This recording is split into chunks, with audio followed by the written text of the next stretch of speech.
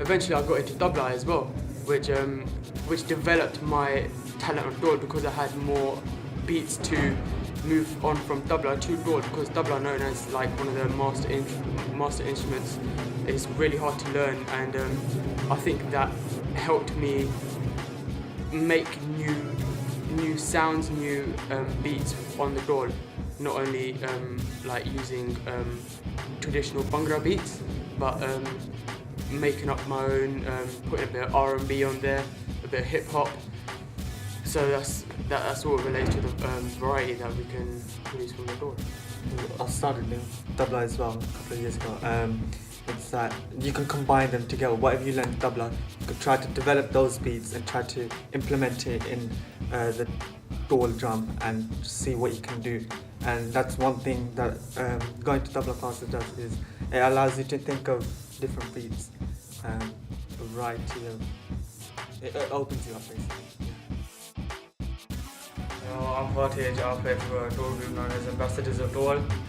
I got into dhol because since I was really small, I was always interested in it. When I used to go weddings, the beat just used to make me hyped. So like, when I was small, I used to smack like pots and pans. And my mum and dad knew that I was interested in dhol since I was small. So they got me to do 2 tabla thingies, and I turned the sides around. I pretended that they were dhols. I used to smack them around. And then after, I became self-taught till the age of 8, I think. And then T, known as TARLOCHAN, came and said to me, why don't you come to my classes there on Wednesdays, 7 to 9. So I was like, okay, then yeah, I'll try it out. So I've been coming ever since. But I may not be the best player, but I'm trying to be the loudest dhol player that you've ever heard. I want to make it go deaf. I first got introduced to the instrument when I was about 11, and I found out through another friend of mine who came to the classes before me. Then it was 3 of us for one dhol, and just by word of mouth people started to realise that I was playing dhol. And I found out one of my cousins had an old one in his loft, and he gave me that one.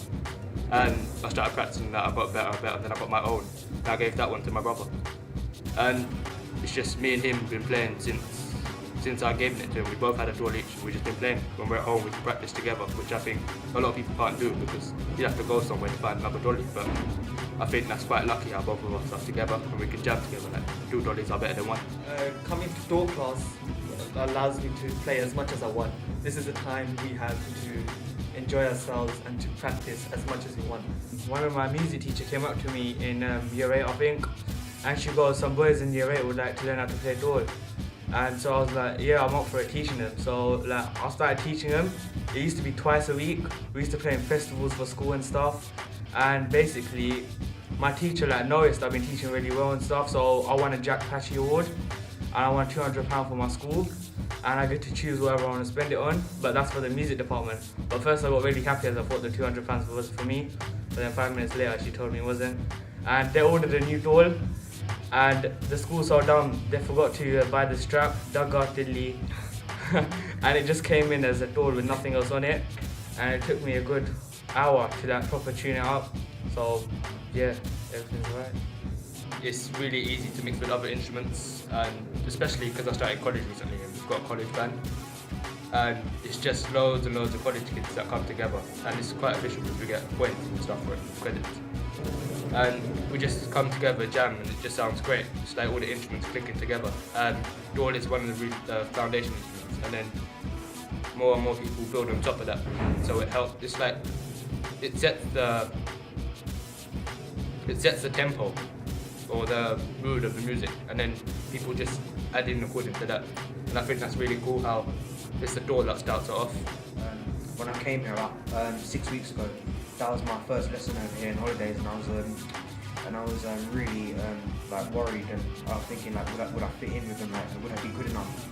And then my teacher, TARLOCHAN, he inspired me to be brave and stuff, and we should feel proud of what you're playing, your own beats. Like you said, it's clarity and clean beats that makes a good dhol player. And I just thought about that, and then everyone here is really friendly and they really welcome me, and I really like this place. Yeah. Like the dhol is an instrument you play loud and proud, and you got to be, the louder you are, the better it sounds. And it's just when you go to events and stuff, you hear all the people playing and just wish you could be one of those one day. So hopefully in the next couple of years I'll be as good as one of them.